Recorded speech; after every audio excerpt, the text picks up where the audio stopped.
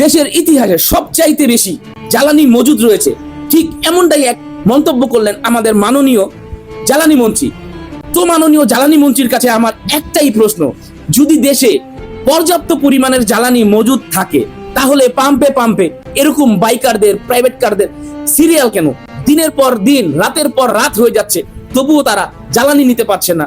Fuel পাম্পগুলো এভাবে আস্তে আস্তে বন্ধ করে দেওয়ার ঘোষণা দিচ্ছে। সো আপনার নিকট আমার একটাই প্রশ্ন, যদি দেশে জ্বালানি পর্যাপ্ত পরিমাণে থাকে তাহলে দেশের জনগণের এই রকম ভোগান্তি কেন? যদি সম্ভব হয় আমার এই ভিডিওর নিচে অন্ততপক্ষে আপনার যারা যারা এই ধরনের প্রশ্নের উত্তর দিতে পারবেন অবশ্যই একটু কমেন্ট বক্সে উত্তরটা দিয়ে যাবেন।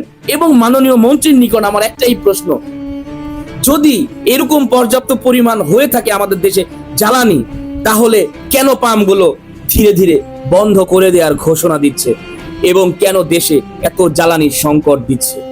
অবশ্যই ভিডিওটা আপনাদের যদি ভালো লেগে থাকে ভিডিওটা কমেন্ট বক্সে জানিয়ে যাবেন আপনাদের গুরুত্বপূর্ণ একটি মন্তব্য এবং ভিডিওটাকে শেয়ার করে সবার মাঝে ছড়িয়ে দিবেন।